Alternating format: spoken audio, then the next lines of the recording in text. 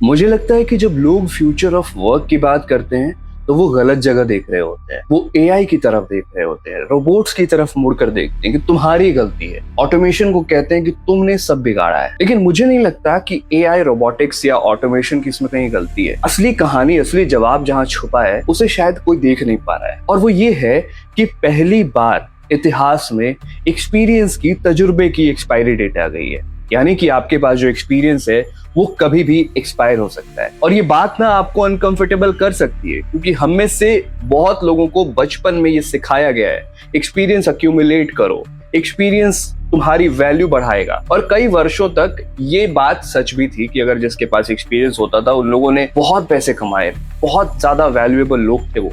लेकिन आज दुनिया में दो चीजें हो रही हैं, बहुत तेजी से हो रही हैं, ध्यान से समझिएगा। कुछ इंडस्ट्रीज ऐसी हैं जहां पे आपका 10 साल पुराना एक्सपीरियंस जो है ना, वो गोल्ड से भी ज्यादा वैल्यूएबल है, या गोल्ड जितना वैल्यूएबल है।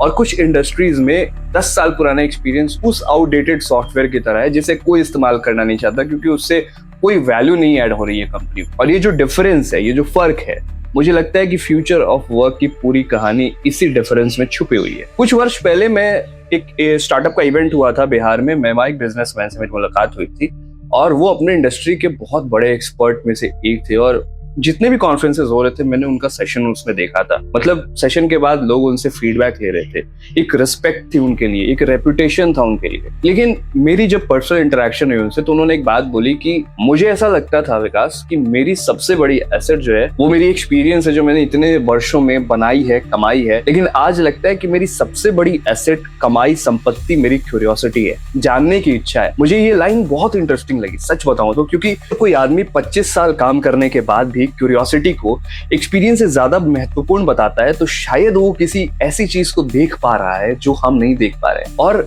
वो ये देख रहा था कि दुनिया में नॉलेज की वैल्यू कम नहीं हुई है, लेकिन नॉलेज की शेल्फ लाइफ जरूर छोटी हो गई है।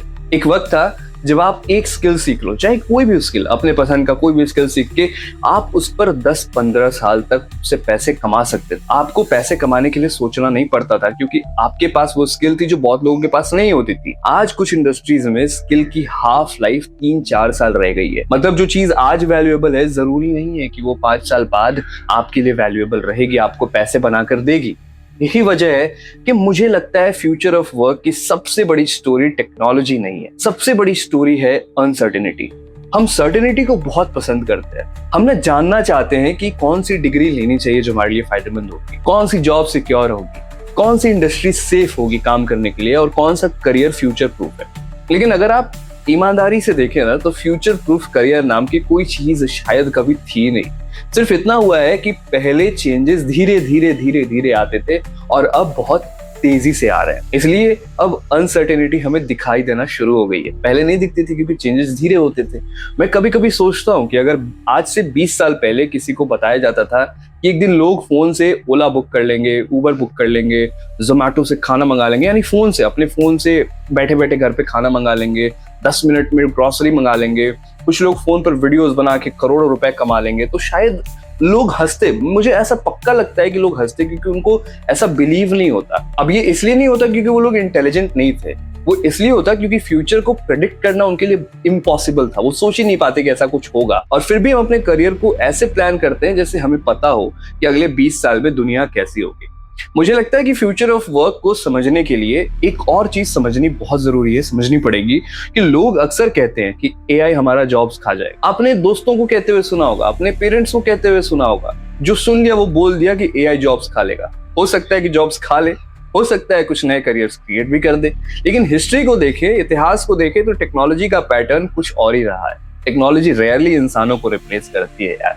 टेक्नोलॉजी उन इंसानों को रिवॉर्ड करती है जो उसे अडॉप्ट कर लेते हैं, और उन्हें पनिश करती है जो टेक्नोलॉजी को इग्नोर कर देते हैं। आपको पास्ट में ऐसे बहुत कहानियां मिल जाएंगी, बहुत ऐसे एग्जांपल्स मिल जाएंगे।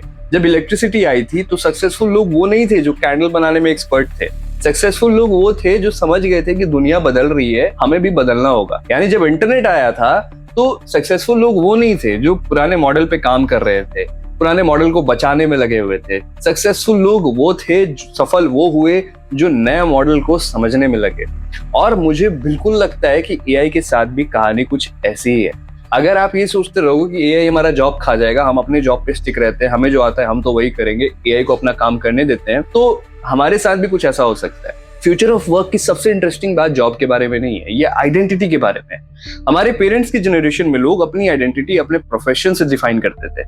यानी मैं एक इंजीनियर हूं, मैं एक बैंकर हूं, मैं एक डॉक्टर हूं, मैं टीचर हूं, मैं पत्रकार हूं। लेकिन आज दुनिया इतनी तेजी से बदल रही है कि अगर आप एक आइडेंटिटी से चिपक कर बैठे हो तो आपके लिए बहुत रिस्की हो सकता है। मैंने कुछ लोगों को देखा है जो अपनी आइडेंटिटी से इतना चिपक जाते हैं कि जब मार्केट बदलना शुरू होता है तो उनकी आइडेंटिटी खतरे में आ जाती है। और मैंने और भी लोगों को देखा है जो खुद को डेजिग्नेशन से कभी डिफाइन नहीं करते।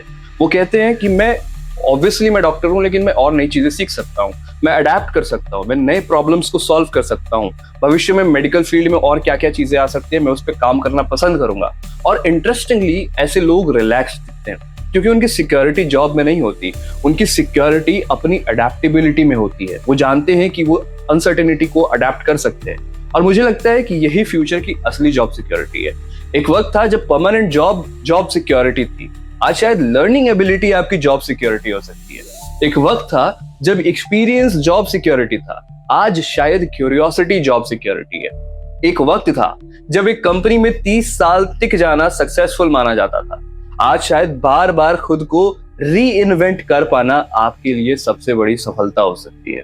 और ये सुनने में बहुत एग्जॉस्टिंग लग सकता है कि फिर से इतनी सारी चीजें, इतना मेहनत करना पड़ेगा, कौन करने जाए, क्योंकि हम सब एक स्टेबल दुनिया चाहते हैं जहां हमें ज्यादा मेहनत ना करना पड़े। ऑलरेडी कॉर्पोरेट लाइफ में इंसान खिस रहा है। लेकिन हिस्ट्री का एक इंटरेस्टिंग लेसन है, दुनिया कभी स्टेबल थी ही नहीं, बस चेंजेस पहले धीरे धीरे होते थे, अब हमें वो रियल टाइम में दिखने शुरू हो गए। इसलिए मुझे लगता है कि फ्यूचर ऑफ वर्क का सबसे इंपॉर्टेंट सवाल ये नहीं है कि कौन सी जॉब बचेगी, कौन सी जॉब चली जाएगी, ये भी नहीं है कि कौन सी डिग्री सबसे वैल्यूएबल होगी, कौन सी डिग्री वैल्यूएबल नहीं होगी। सबसे इंपॉर्टेंट सवाल शायद ये है कि जब दुनिया आपको बार बार नया इंसान बनने के लिए फोर्स करेगी, तब आप कितनी आसानी से पुराने वर्जन को पीछे छोड़कर नया इंसान बन पाओगे।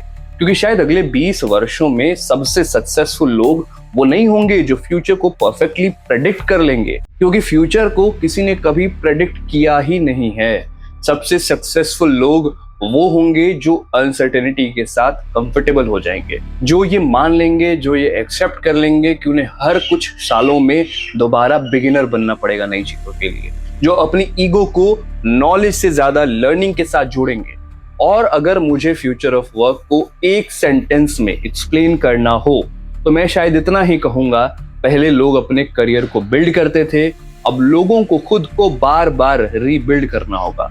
और जो इस प्रोसेस से दोस्ती कर लेगा उसके लिए फ्यूचर डरावना नहीं, एक्साइटिंग हो जाएगा, एक्साइटिंग हो जाएगा, एक्साइटिंग हो जाएगा, एक्साइटिंग हो जाएगा, एक्साइटिंग हो जाएगा।